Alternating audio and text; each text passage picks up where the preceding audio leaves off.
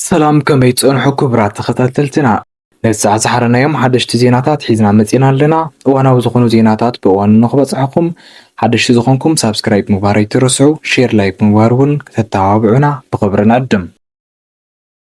نوع حمورا استجمرة سقمتي زملكت زوات أسبر زينا بأربعة جنبارات زعاتو حيلتاتن زقات ملكيتن تجارو أولات مكلخال هاجر إثيوبيا نخسر زوات مشتراوي تزاز صنعة زعاتوات أرمي سراوي تجراي زملكت زوات حبريتا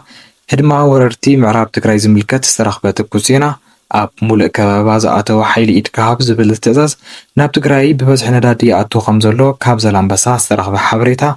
كبراتنان نايزي أمون نايكال أوت بركت زبولو معوالتاتن كنكافلكم هنا كتكاتاتولونا بخبرن قدمكم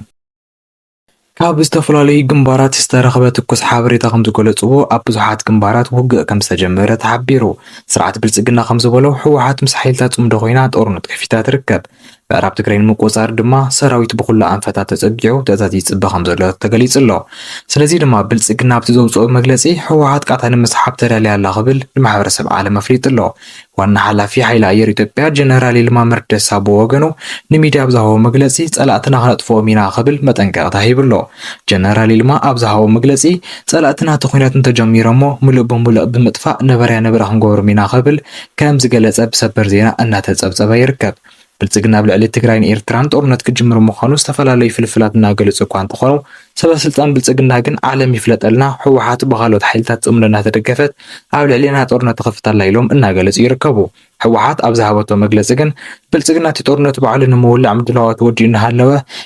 ሕወሓት ጦርነት ክትከፍት እያ እናበለ መግለጽታት ይህብ ኣሎ እዚ ድማ ክበልዕዋ እያ ዝበሎ ኣባጉም በሓስ ዛግራ ይብልዋ ከም ዝበሃል ስርዓት ብልጽግና ባዕሉ ኣብ ልዕሊ ህዝቢ ትግራይ ጦርነት እናኸፈተ እናሃለወ ሕወሓት ክፍታላ ብዝብል ፕሮፓጋንዳ ንማሕበረሰብ ይደናገር ኣለዎ ክትብል መልሲ ይህብ ኣላ ፍሉጥ ተንታኒ ቀርኒ ኣፍሪካ ዝኾነ ማርቲን ፕሎት ድማ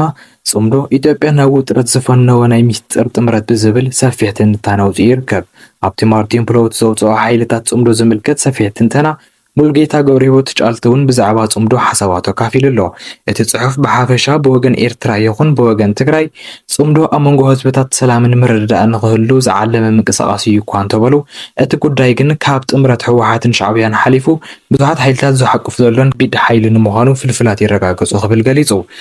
እቲ ከምኒ ሙልጌታ ጫልቱን ማርቲን ፕሎትን ዝመሳሰሉ ፍሉጣት ተንተንቲ ቀርኒ ኣፍሪካ ዝተሳተፈሉ ትንተና ጽምዶ ኣብ ቀርኒ ኣፍሪካ ዝሓየልን ጠንከረን ጥሙር ሓይሊ ይኸውን ከም ዘሎን ህልውና ስርዓት ብልጽግና እውን ኣብ ሕቶ ምልክት ከም ዘእተዎን እቲ ዝቐረበ ትንተና ይገልጽ ጥምረት ጽምዶ ኣብ ዝሕዚ እዋን ንስርዓት ብልጽግና 360 ዲግሪ ከም ዝኸበበ እውን ካብቲ ዝቐረበ ትንተና ምርዳእ ከም ዝከኣል ተፈሊጡ ኣሎ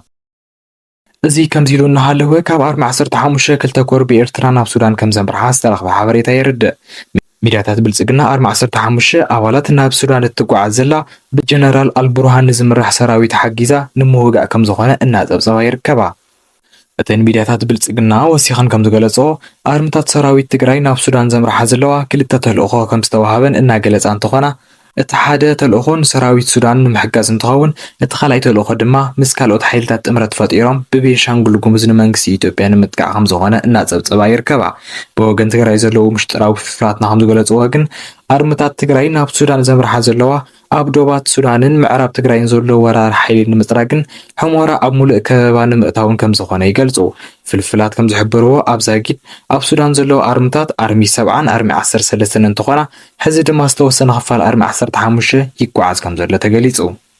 እዚ ከምዚ ኢሉ እናሃለወ ብዝተፈላለዩ ግንባራት ውግእ ይካየድ ከም ዘሎ ተሓቢሩ ፍልፍላት ከም ዝሕብርዎ ብዋግ ሁምራ ከባብታት ሰቆጣን ውግእ እናቐጸለ ከም ዝኾነ ተሓቢሩ በቲ ግንባር ዝዋግኡ ዘለዉ ኣገው ናጽነት ግንባር ካብ ሰራዊት ትግራይ ድጋፍ ከም ዝግበረሉ እናተገለጸ እንትኸውን ተደጋጋሚ ዓወት ይቆንዖ ከም ዘሎ ካብቲ ግንባር ዝተረኽበ ሓበሬታ የርድእ ኣገው ናጽነት ግንባር ብኣበርገለ ናብ ሳምረን ዓብዪ ዓድን ጥሒሱ ንምእታው ዝፍትን ዝነበረ ሓይሊ ኣብ ምብታን ዓብዪ ግደ ከም ዝተጻወተን ወረዳታት ኣበርገለ ተቋፂርዎን ከም ዝርከብን ተፈሊጡ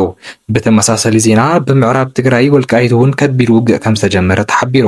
ጋዜጠኛ ምርሃኒ የግዳይ ሓዊሱ ካልኦት ፍልፍላት ኣብ ምዕራብ ትግራይ ከቢድ ዘይምርግጋእ ወረርቲ ከም ዘሎን ወረርቲ ዝሕዝዎን ዝጭብጥዎን ከም ዝሰኣኑን ገሊፆም ኣለዉ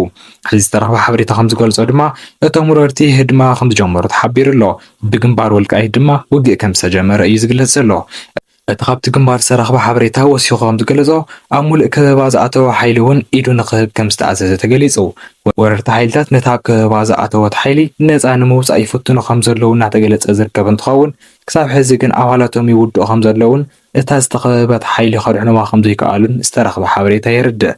كاب جنبار تكز استرخ بحبريتها خمز قلزون بخلبتي وغنزلو سراويت أب كبير تفاتت كم زركبن كاتا مسحب راي كم زغارين تفليتو ካብቲ ግን ሓደ ላዕለዋይ መራሒ ሰራዊት ትግራይ ንቤተሰብ ዝሃቡ ናይ ስልኪ መልእኽቲ ጉዳይ ምዕራብ ትግራይ ተወዲኡ ኣሎ ምዕራብ ትግራይ ውሕድ መዓልትታት ኣብ ትሕቲ ሰራዊት ትግራይ ኣትያ ዝብል ብስራት ዜና ክትሰምዑ ኢኹም ክብል ከም ዝገለጸ ዝተረኽበ ሓበሬታ የርድእ እዚ ከምዚ ኢሉ እናሃለወ ብልጽግና ኣብ ልዕሊ ኣብ ምክልኻል ሃገር ዘለዎ ተጋሩ ሓደገኛ ዝተባሃለ ውሳነ ከም ዘመሓላለፈ እናተገለጸ ይርከብ ኣብቲ ጀኖሳይዳዊ ኩናት ትግራይ ኩሉ ትግራዋይ ብምዃኑ ጥራሕ ዝህደነሉን ዝእሰረሉን እዋን ከም ዝነበረ ዝፍለጥ እንትኸውን ኣብያተ ማእሰርቲ ኢትዮጵያ ተጋሩ መሊአን ከም ዝነበራ ኣብ ልዕሊ ተጋሩ ንምእማኑ ዝኸብድ ግፍዒ ከም ዝተፈጸመን ዓለም ለኸ ዘይሻራዊ ትካላት ሒዞም ዝወፁ ጸብጻብ የርድእ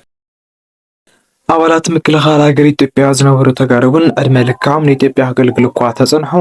ኣብቲ እዋን ግን ብመንነቶም ተኣሲሮም ንምእማኑ ዝኸብድ ገበናት ከም ዝተፈጸሞም እቲ ዝተገበረ ጽንዓት ይገልጽ ብተመሳሳላይ መንገዲ ሕዝቡን ስርዓት ብልጽግና ኣብ ልዕሊ ትግራይ ይወስዶ ንዘለዎ ወተሃደራዊ ስጉምቲ ዕንቅፋት ከይኾኑ